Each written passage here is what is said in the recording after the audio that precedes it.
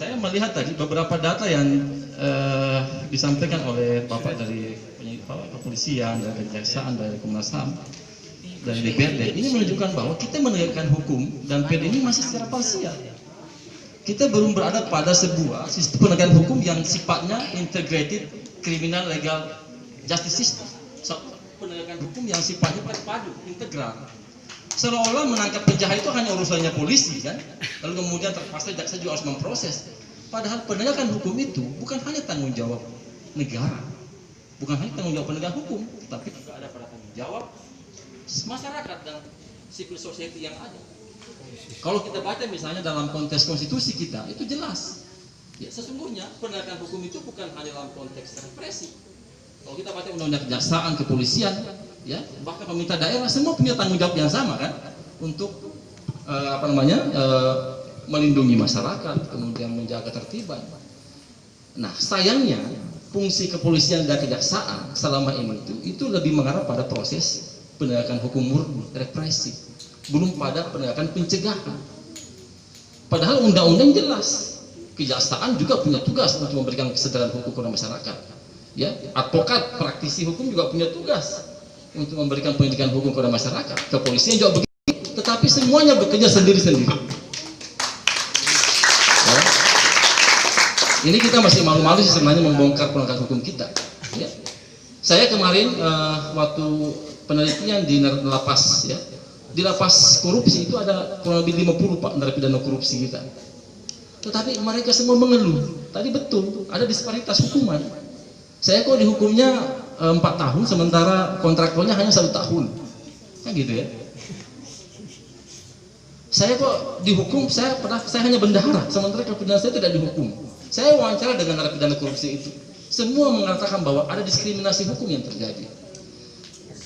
Ya, saya kira sejalan lah dengan teorinya Donald Black, ya, dalam bukunya Behavior of Law, bahwa perilaku hukum itu sangat dipengaruhi juga oleh morfologi.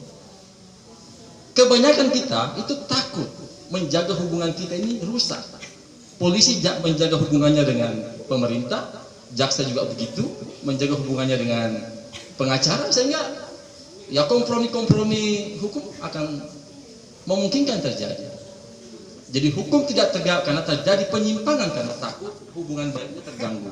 Itu teorinya disampaikan oleh Donald Black dalam bukunya Behavior of Law beberapa ratus tahun yang lalu. Dan itu masih up to date hingga hari ini. Oleh karena itu, maka penegakan hukum tidak bisa kita pisahkan secara parsial, tetapi harus dalam satu kerangka penegakan hukum yang terpadu. Sayang juga kita mendengar misalnya ketika pemerintah daerah seolah-olah ya terkesan dia abai terkait dengan penegakan hukum hak asasi manusia. Kita coba cek berapa sih perda Provinsi Maluku yang berorientasi pada perlindungan hak warga negara. Misalnya tadi perda tentang negeri, ya, sampai sekarang belum direvisi Pak Dewan. Kita padahal Undang-Undang Desa 2014 sudah dibuat, tapi kita masih memiliki perda-perda yang orientasinya masih orde lama dan orde baru, otonomi daerah yang sifatnya sentralistik. Padahal konstitusi kita secara jelas memberikan hak kepada masyarakat adat untuk itu. Artinya apa? Pemerintah daerah juga harus punya kontribusi dalam konteks bagaimana mencegah tadi dari Komnas HAM bahwa pencegahan hak asasi manusia itu harus dilakukan secara dini lewat regulasi daerah. Nah, tapi persoalannya adalah ada inkonsistensi, semua merasa bekerja dengan maunya sendiri, ya. Semua bekerja dengan iramanya sendiri sehingga tidak ada satu kesatuan penegakan hukum yang komprehensif. Jadi tadi kelihatan misalnya ada penegakan hukum masih parsial karena misalnya kayaknya belum adu cepat nih antara kepolisian dan kejaksaan. Kejaksaan masih fokus menangani kasus-kasus pidana korupsi, sementara menunggu berkas dari kepolisian juga yang datang hanya sebagian. Tadi kepolisian mengatakan maksimal hanya 50% laporan yang masuk di kepolisian yang ditindaklanjuti dalam proses penuntutan. Itu menunjukkan bahwa ya mohon maaf saja progresivitas penegakan hukum kita tahun 2019 itulah belum luar biasa, masih biasa-biasa. Karena data menunjukkan bahwa laporannya begitu banyak, tetapi yang diproses hanya 5%. Dan masyarakat Maluku juga tidak paham bagaimana sih sebetulnya perkembangan progresivitas penegakan hukum di Indonesia, di Maluku. Saya kasih satu kasus Pak, kasus yang terjadi di Ambon, kasus tentang kehilangan berangkas. Itu sudah berapa tahun yang lalu dilaporkan, tapi tidak ada informasi dari kepolisian kasusnya sampai di mana sekarang. Ya, ada banyak kasus korupsi apalagi.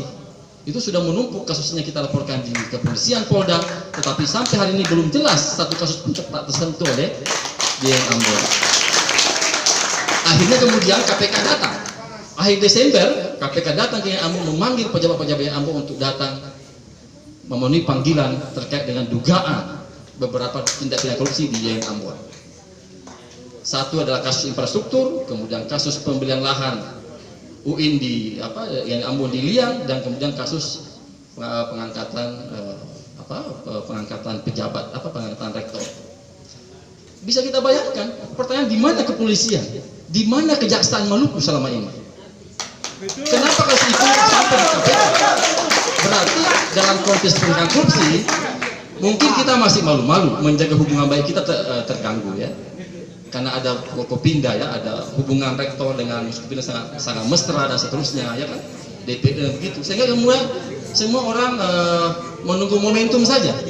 Ya nanti KPK datang baru kita bilang kami